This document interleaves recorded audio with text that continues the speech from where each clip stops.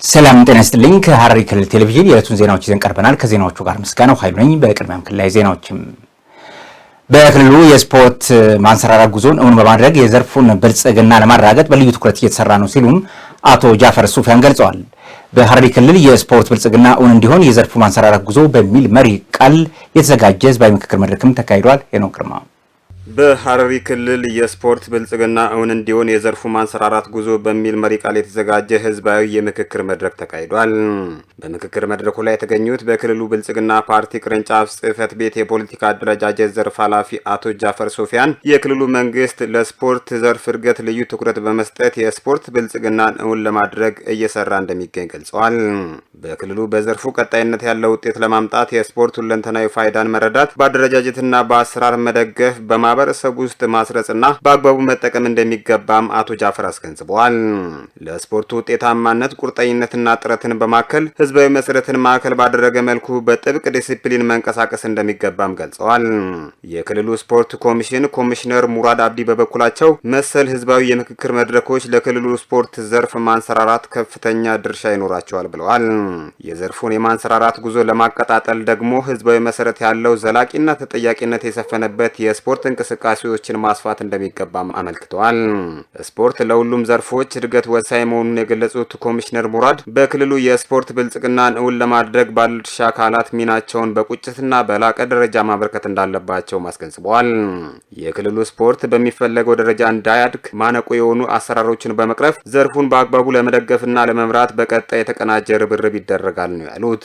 በምክክር መድረኩ የሐረር ከተማ ስፖርታዊ እንቅስቃሴ ታሪካዊ ዳራ፣ አሁን የሚገኝበት ተሳትፎና ውጤት እንዲሁም ለዘርፉ እድገት በቀጣይ ምን መደረግ አለበት በሚሉ ርዕሰ ጉዳዮች ላይ ትኩረት ያደረገ ሰነድ ቀርቦ ሰፊ ውይይት ተደርጎበታል። የሲቪክ ማህበራት ተቋማት በኢኮኖሚ በማህበራዊ እና በአገር ግንባታ የሚጠበቅባቸው ሚና መወጣት እንዳለባቸው ተገለጸም። የሐረሪ ክልል የሲቪክ ማህበረሰብ ድርጅቶች የክልሉን የሲቪል ማህበረሰብ ድርጅቶች ምክር ቤት ለማቋቋም ውይይት አካሂደዋል። ዘገባው የአብዲ ኡስማን ነው። ናርዶስ ዳምጤ ታቀርበዋለች። የሐረሪ ክልል የሲቪል ሰርቪስ ማህበረሰብ ድርጅቶች የክልሉ የሲቪል ማህበረሰብ ድርጅቶች ምክር ቤትን ለማቋቋም በዛሬው ዕለት ውይይት አካሂደዋል። ውይይቱ ላይ ንግግር ያደረጉት የሐረሪ ክልል ገንዘብና ኢኮኖሚ ትብብር ቢሮ ኃላፊ አቶ ማህመድ ያህያ የክልሉ መንግስት በጎ አድራጎት ድርጅቶችን ወደ ሲቪል ማህበረሰብ እንዲያድጉ ለማድረግ በአዋጅ ቁጥር 1113 ህዝባር 2011 መሰረት የምዝገባ ቁጥር 169 ህዝባር 2017 መጽደቁን ገልጸዋል። በዚህም መሰረት በክልሉ ውስጥ ያሉ የሲቪል ማህበረሰብ ድርጅቶች ዛሬ ራሳቸውን ምክር ቤት ማቋቋም ችለዋል። የህብረተሰቡ ፍላጎትና ተጠቃሚነት ለማረጋገጥ የሚያስችሉ ስራዎችን የሚያግዝ መሆኑንም ገልጸዋል። በመጨረሻም የተመረጡት የምክር ቤት አባላት የክልሉን ማህበረሰብ የመወከል ኃላፊነት ስላለባቸው ሚናቸውን በአግባቡ መወጣት እንዳለባቸውም አሳስበዋል። በመድረኩ የክልሉ ጠቅላይ አቃቤ ህግ ቢሮ ኃላፊ አቶ አዩብ አህመድ በምርጫ ህጉ መስፈርቶች መሰረት የምክር ቤቱን የስራ አስፈጻሚዎች አስመርጠዋል። በዚህም መሰረት አቶ አዩብ አብዱላሂ የክልሉ ሲቪል ማህበረሰብ ምክር ቤት ፕሬዝዳንት ሆነው ሲሾሙ፣ ወይዘሮ ኢዳሃ አሊ የምክር ቤቱ ምክትል ፕሬዝዳንት እና አቶ ሳሊም ኮሪ ደግሞ የክልሉ ሲቪል ድርጅቶች ምክር ቤት ጸሐፊ ሆነው ተመርጠዋል። በክልሉም በእናቶች ህጻናት ጤና አጠባበቅ ላይ የተሰሩ ውጤታማ ተግባራት ተጠናክረው እንደሚቀጥሉ የሐረሪ ክልል ጤና ቢሮ አስታውቋል። በጄኔላ ወረዳ የጤና ጽሕፈት ቤት 16ቱን የጤና ፓኬጆችን ተምረው ያጠናቀቁ አማወራዎችንም አስመርቋል። ዘገባው የሄኖክ ግርማ ነው። የአብስራ ሰግድ አቅርቧለች። በሐረሪ ክልል የጄኔላ ወረዳ ጤና ጽሕፈት ቤት 16ቱን የጤና ኤክስቴንሽን ፓኬጆችን ተምረው ያጠናቀቁ እማወራዎችን አስመርቋል። በምረቃ ስነ ስርዓቱ ላይ ተገኝተው መልእክት ያስተላለፉት የሐረሪ ክልል ጤና ቢሮ ኃላፊ ዶክተር አብዲ አሚን መከላከልን መሰረት ያደረጉ 16ቱ የጤና ኤክስቴንሽን ፓኬጆችን በአግባቡ መተግበር ሁለንተናዊ ጤናን ለመጠበቅ ከፍተኛ አበርክቶ እንዳለው ገልጸዋል። የእናቶች ጤና ለልጆች ጤና መሰረት መሆኑን አስገንዝበው ጤናማ ልጆች ደግሞ ጤናማ ማህበረሰብ ይገነባሉ ብለዋል። በዛሬው ዕለትም በወረዳው 16ቱ የጤና ኤክስቴንሽን ፓኬጆችን ተከታትለው የተመረቁ እናቶች የጤና ኤክስቴንሽን ፓኬጅ በሚመለከት ለሁሉም ማህበረሰብ ግንዛቤ በማስጨበጥና በማንቃት አምባሳደር መሆን እንዳለባቸው ዶክተር አብዲ ገልጸዋል። በክልሉ የእናቶችና ህጻናት ጤና አገልግሎቶችን በነጻ በማድረስ በእናቶችና ህጻናት ጤና አጠባበቅ ላይ እየተከናወነ የሚገኙ ውጤታማ ተግባራት ተጠናክረው እንደሚቀጥሉ ማረጋ የጄኔላ ወረዳ ዋና አስተዳዳሪ አቶ መሐመድ ዩሱፍ በበኩላቸው በወረዳው የጤናው ዘርፍ ተደራሽነትና ጥራትን በማስፋት በዘርፉ ሞዴል ወረዳን ለመፍጠር አበረታች ስራዎች እየተሰሩ እንደሚገኙም ጠቁመዋል። የዛሬ ተመራቂ ማወራዎች የግልና የአካባቢ ንጽህናን በአግባቡ በመጠበቅ በወረዳው ጤናማ ማህበረሰብን ለመገንባት በሚደረገው ርብርብ ውስጥ የጎላ ሚና እንዳላቸውም ተናግረዋል። የወረዳው ጤና ጽሕፈት ቤት ኃላፊ ወይዘሮ ረሃ ፉአድ እንደገለጹትም ሴት ማወራዎችን ማስተማር አገር ማስተማር በመሆኑ በዚህ ረገድ በወረዳው እየተሰሩ ያሉ የተቀናጀ የጤና አጠባበቅ ስራዎች ተጠናክረው ይቀጥላሉ ብለዋል። በሞዴል ማወራዎች የምረቃ መርሃ ግብር ላይ የክልሉ ጤና ቢሮና የጄኔላ ወረዳ አመራሮችም ተገኝተዋል። በሐረሪ ክልል እየተካሄደ ያለው የልማት ስራም የከተማዋን እድገትና ውበትን ያረጋገጠ መሆኑን ለቁልቢ ገብርኤል ንግስ በዓል ለማክበር በተለያዩ አካባቢ ክፍሎች ወደ ክልላችን የመጡ እንግዶች ተናግረዋል። እንግዶቹ የከተማዋ ነዋሪዎችም በተደረገላቸው አቀባበልና መስተንግዶም እንደተደሰቱ መግለጻቸውን የተዘገበው ዘገባው የትዕግስት በለጠ ነው። የአብስራ ሰግድ ታቀርበዋለች። በሐረሪ ክልል እየተካሄደ ያለው የልማት ስራ የከተማዋን እድገትና ውበት ያረጋገጠ መሆኑን የቁልቢ ገብርኤል በዓል ንግስን ለማክበር ከተለያዩ የሀገራችን ክፍሎች ወደ ሐረር የመጡ እንግዶች ገለጹ። እንግዶቹ በሐረር ከተማ በነበራቸው ቆይታ ከተማዋ በአጭር ጊዜ ውስጥ ከፍተኛ ለውጦች ማሳየቷን ማየታቸውንም ገልጸዋል። ከተማዋ የነበራት መንገዶች ጠባብና እግረኛ መሄጃ ያልነበረው መሆኑን ጠቁመው በአጭር ጊዜ ውስጥ የሚደነቅ ለውጥ አሳይታለች ሲሉም እንግዶቹ ተናግረዋል። ይህም መስህብነቷን ይበልጥ የጨመረ መሆኑን አክለው የኮሪደር ልማት ለከተማዋ የተለያዩ መሰረተ ልማት እንዲስፋፋ ያደረገ መሆኑን ማየታቸውንም አስታውቀዋል። በሐረርነቷ እጅግ ግዙፍና የምታምር ሀገር ሆና ያሁኑ ግን እውነትም ሐረር የሚለውን ስም ይዛለች፣ ታምራለች። በዛ ላይ ደግሞ ሀገር እንደ ሀገር የምትታይ ሀገር ናት። እንደ ሀገር ለብቻዋ ሐረርጌ ተብላ ሳይሆን ሐረር እንደ ኢትዮጵያ የምትታይ ሀገር ሆናለች። በጣም በልጽጋለች፣ ታምራለች። ብዙ የመሰረተ ልማቶች ከበፊቱ ይበልጥ ደግሞ ያው መንገድ ላይም ስንመጣ እያየን ነው እየተሰሩ ይገኛሉና በጣም እድገት ላይ ነች። ማለት በአንድ አመት ውስጥ ብዙ ለውጥ አይተናል እና ሐረር በአሁኑ ሰዓት እኔ በእውነት ለመናገር በጣም ነው የተቀየረብኝ። በጣም ብዙ ነገር ተስተካክሏል። ኮሪደር ልማቱ ራሱ በተለየ መንገዱን ነው የተሰራው። እንደገና መብራቱ የውጭው መብራት በጣም በሚያምር ሁኔታ ነው የተሰራው እና ሐረር እንዳጠበቅኳት ከፍተኛ ለውጥ ነው ያየሁባት። እኔ ከአንድ 15 ዓመት ቁልቢ መጥቻለሁ። እንደዚህ ውብና ደምቃ አይቼ በጣም ተደንቅ ያለው አረንጓዴ ልማቱ ኮሪደር ልማቱ በጣም እጅግ በጣም ጥሩ የሆነ ነገር ነው እየተሰራ ያለው። ይሄ ቁልቢ ገብርኤል ለማክበር ነው። በየአመቱ ስመጣ እቺ ከተማ ትናፍቀኝ ነበረ እና ምን መሰላችሁ እዚህ መተን እንትን ስንል ይሄ ሁሉ ገበያ ነበር፣ ይሄ እንዳለ ሜዳው ማለት ነው። አሁን ስመጣ አዲስ ሆነብኝ።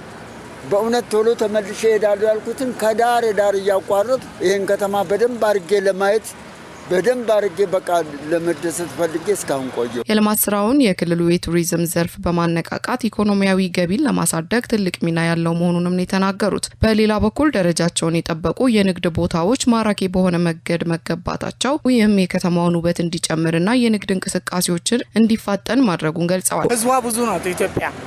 ሐረር ላይ ደግሞ ያዘችው ህዝብ ቀላል አይደለም። ስለዚህ የኢኮኖሚው ሁኔታ እጅግ ወደፊት እያማረ ለሰራተኛ ለሚሰራ ለሚያቅ እውቅ ጭንቅላት ላለው ሀገራችን ሀገር ሆናለች ሐረር። ከበፊቱም አሪፍ ማለት ደስ የምትል ከተማ እና ታሪካዊና ጥንታዊ የሆነች ከተማ ነች። እንደሚታወቀው የጀጎል ግንብ አለ ምናምን ብዙ ቅርሶች ያሉባት ሀገር ናት።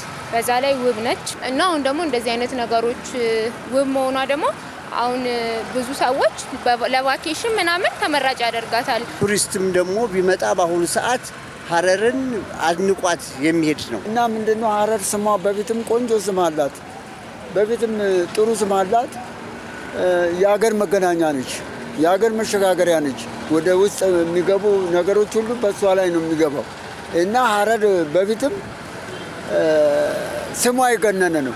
አሁን ደግሞ እየበለጠ ደግሞ አሁን ስትታይ ውብ ከአዲስ አበባ በላይ ነው የሆነችው ብዬ ነው የምገምተው። አዲስ አበባ እንዲህ ያለ አልተደረገም። እንግዶቹ የከተማው ነዋሪ ባደረገላቸው አቀባበል መደሰታቸውንም እንዲሁም ሐረር ላይ እንደ እንግዳ ሳይሆን እንደ ቤተሰብ መቆየታቸውን ገልጸዋል። በደንብ አድርጎ አስተናግዶ ነው የሚመልሰው። ይሄ ታይቶ የማይጠገብ ህዝብ ነው። የሐረር ሰው ይታወቃል። በጣም ደስ የሚሉ ለሰው ፍቅር ያላቸው ናቸው ከድሮም ጀምሮ ማለት ነውና በፍቅር ነው የሚቀበሉን።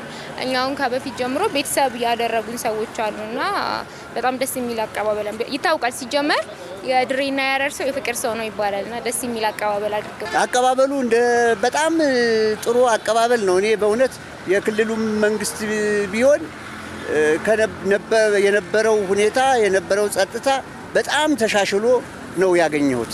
ይሄ እኮ እንደ ቤታችን እንኳን እንዳለ መስተንግዶ አላገኝም። ቤቴ መኖሪያ ቤቴ በእውነት ባለጋሪዎች መንገደኛው ሁሉ በቃ እኛን አሳልፎ አስተናግዶ የምንገበጀውን ገበያ ሁሉ ይሄን ያህል ነው ብለው ያጣነውን እዛ ጋር ሂድ እዛ አለል ብለው የሚያስተናግድ ከተማ ነው የገጠመን። የቁልቢ ገብርኤል የንግስ በዓል ታኅሳስ 19 በድምቀት ይከበራል።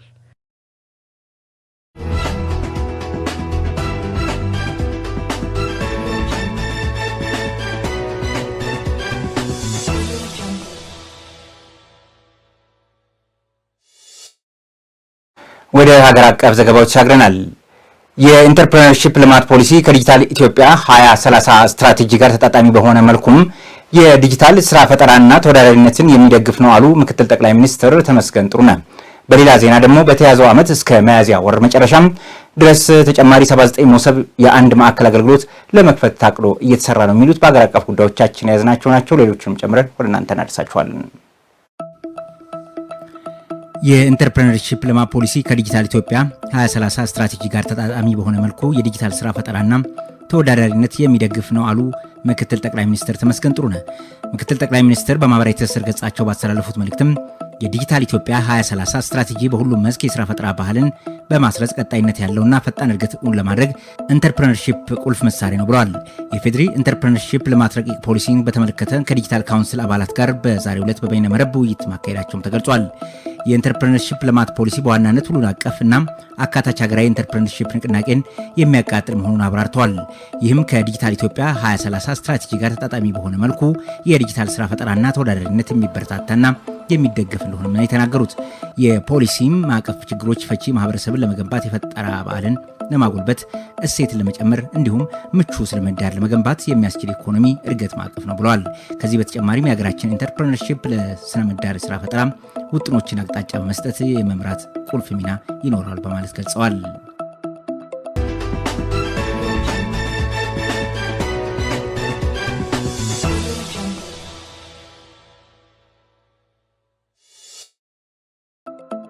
በተያዘው ዓመት እስከ ሚያዝያ ወር መጨረሻ ድረስ ተጨማሪ 79 መሶብ የአንድ ማዕከል አገልግሎት ለመክፈት ታቅዶ እየተሰራ ነው። የሲቪል ሰርቪስ ኮሚሽነር ዶክተር መኩሪያ ኃይሌ ለፋና ኮርፖሬሽን እንደተናገሩት አሁን ላይ በክልል ከተሞች መሶብ የአንድ ማዕከል አገልግሎት ደረጃቸውን ጠብቀው የተገነቡ ወደ አገልግሎት እየገቡ ይገኛሉ። በተያዘው ዓመትም እስከ ሚያዝያ ወር መጨረሻ ድረስ ደግሞ ተጨማሪ 79 ማዕከላት ይከፈታሉ ተብሎ እንደሚጠበቅም ተናግሯል። ጠቅላይ ሚኒስትር ዶክተር አብይ አህመድ ከንቲባ ባላቸው ከተሞች ቢያንስ አንድ መሶብ የአንድ ማዕከል አገልግሎት እንዲከፈት አመራር መስጠታቸው አስታውሰዋል። በዚህም ከ250 በላይ የሚሆኑ ከተሞች ማዕከላትን ለመክፈት ታቅዷል ተብሏል። የበጀት ዓመቱ እስኪጠናቀቅም ድረስ እቅዱን ለማሳካትም በትኩረት እየተሰራ ነው ያሉት ኮሚሽነሩ ማዕከላቱን የማስፋፋት ስራ መጠናከሩን ጠቁመዋል። መሶብ የአንድ ማዕከል አገልግሎት ከእጅ ንክኪ ነፃ የሆነ አገልግሎት የሚሰጥበት ሁኔታን እንደሚፈጥር ገልጸው ለሚሰጡት አገልግሎቶች የሚፈጽሙ ክፍያዎችን የሚወስደው ጊዜ የትም ቦታ በምን ደረጃ እንደሚሰጥ የሚገልጽ መረጃ በድረገጽ ላይ እንደሚጫንም ተናግረዋል።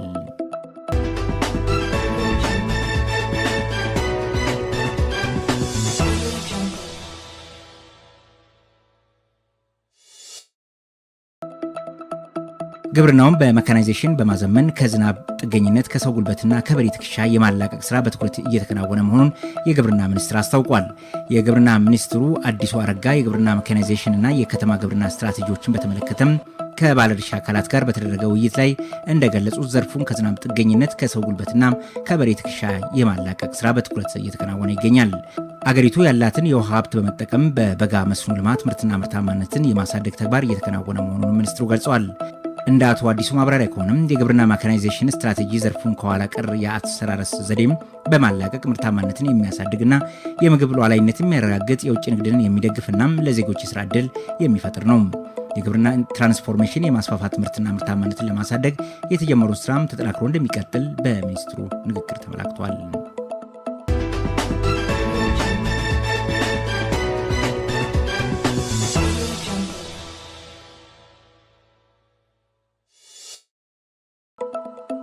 ታሪካዊ የሆኑ የሀገራዊ ምክክር እድሎች ልዩነትን በመግባባት ለመፍታት መጠቀም እንደሚገባ እውቁ የእስልምና ሃይማኖት መምህር ኡስታዝ አቡበከር አህመድ ገለጹ። ኡስታዝ አቡበከር አህመድ ከኢትዮጵያ ዜና አገልግሎት ጋር በነበራቸው ቆይታ ሲንከባለሉ የቆዩ ልዩነቶችን፣ ትርክቶችን ለማረቅ የጋራችንን ኢትዮጵያን የውል አብሮነት እሴቶችን ማጎልበት እንደሚገባ አንስተዋል። ለዚህም መወያየትና መመካከርን እንደ ሁነኛ አማራጭ አስቀምጠዋል። ከዚህም አኳያ ሀገራዊ ምክክር መጀመሩ ለአሁኑ ትውልድ ታሪካዊ ድል መሆኑን ጠቁመዋል። በምክክሩ በመሳተፍ ለስኬታማነቱ በጋራ መስራት እንደሚገባም ተናግረዋል። ሚዲያ በቅጡ ካልተመራ የማህበረሰባዊ መስተጋብር የአብሮነትና የሰላም መሰረቶች የሆኑትን እሴቶች የሚያናጋ በመሆኑ መስመር ማበጀት እንደሚሻም ጠቁመዋል። እንደ ቻይና ያሉ መንግስታዊ ሀገራትም እሴቶችን የሚንዱ ማህበራዊ ሚዲያዎችን ከመቆጣጠር ባሻገር በራሳቸው ቅኝት እንዲመሩ ማድረጋቸውን በማውሳትም መንግስት በዚህ ረገድ ያለውን ወሳኝ ሚናም አመልክተዋል። በማህበራዊ ሚዲያ ላይ የሚስተዋሉ አሉታዊ መልኮች ከየትኛውም ሃይማኖታዊ አስተምሮ ያፈነገጡ መሆናቸው በማንሳትም የእምነት ተቋማትና ላይቃን በግልና በጋራ ከትውልዱ ግንባታ ጋር አበክሮ እንዲሰሩ መክረዋል። ሀገር የጋራ ነው ያሉት ኡስታዝ አቡበከር ሀገርን መሰረትና መግለጫዎች የሆኑትን የሚጻረሩ አካሄዶችን የማረም እንዲሁም ትውልድን የመቅረጽ የማነጽ እና የመገሰጽ ኃላፊነት የሁላችንም ሊሆን ይገባል ሲሉ ገልጸዋል።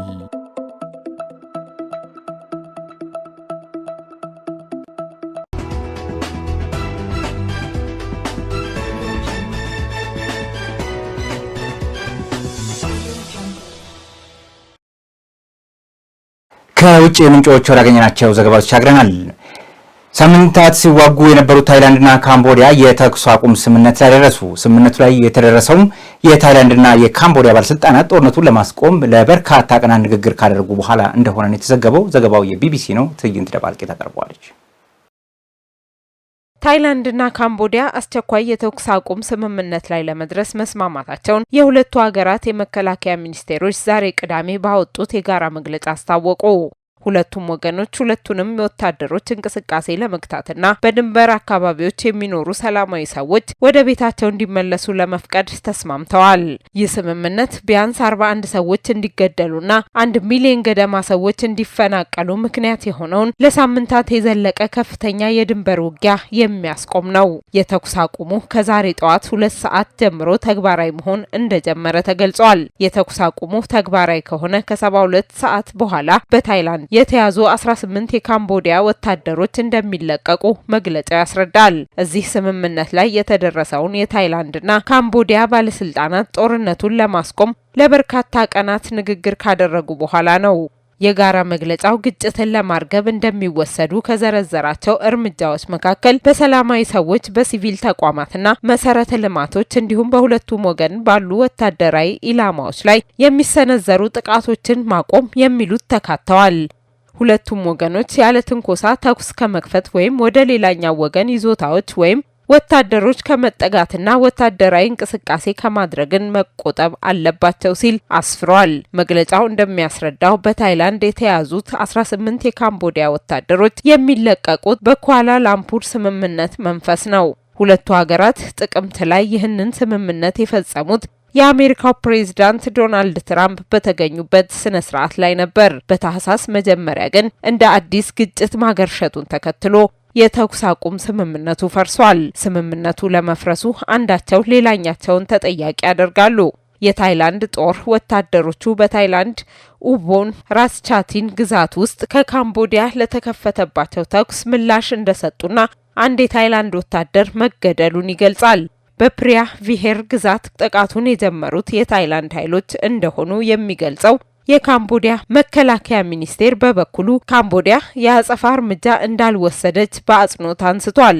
ግጭቱ በታህሳስ በሙሉ የቀጠለ ሲሆን አርብ ዕለት ታይላንድ አወዛጋቢ በሆነ የካምቦዲያ ድንበር ግዛት የአየር ጥቃት ፈጽማለች። የታይላንድ አየር ኃይል ሰላማዊ ሰዎች አካባቢውን ለቀው ከወጡ በኋላ በምሽግነት ሲያገለግል የነበረውን የካምቦዲያ ወታደራዊ ይዞታ መምታቱን አስታውቋል። የካምቦዲያ መከላከያ ሚኒስቴር ግን ጥቃቶቹ በሰላማዊ ሰዎች መኖሪያ ቤቶች ላይ የተፈጸሙ የጅምላ ጥቃቶች እንደሆኑ በመግለጽ ወንጅሏል። በታይላንድና በካምቦዲያ መካከል ያለው የድንበር ውዝግብ ከአንድ ክፍለ ዘመን በላይ ያስቆጠረ ነው። በቅርብ ግጭቱ እንደገና የተነሳው ግንቦት ላይ በተነሳ ግጭት አንድ የካምቦዲያ ወታደር መገደሉን ተከትሎ ነው። ከ2 ወራት በኋላ ሐምሌ ላይ በድንበሩ አካባቢ በተደረገው ለ5 ቀናት የዘለቀ ከባድ ውጊያ በርካታ ወታደሮችና ሰላማዊ ሰዎች እንዲገደሉ ምክንያት ሆኗል። በሺዎች የሚቆጠሩ ሌሎች ሰላማዊ ሰዎችም ተፈናቅለዋል። በማሌዥያና በአሜሪካው ፕሬዝዳንት ዶናልድ ትራምፕ በጉዳዩ ጣልቃ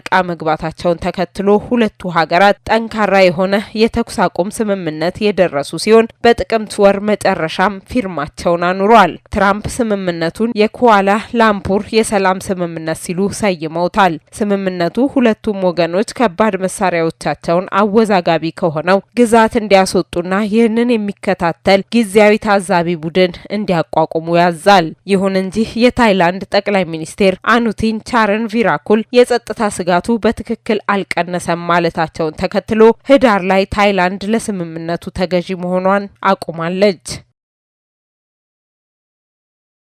እስራኤል ጠቅላይ ሚኒስትር ቤንያሚን ኔታንያሁን የሶማሊላንድ ሪፐብሊክን ነጻና ሉዓላዊት ሀገር እውቅና እንድታገኝ ይፋ አደረጉም።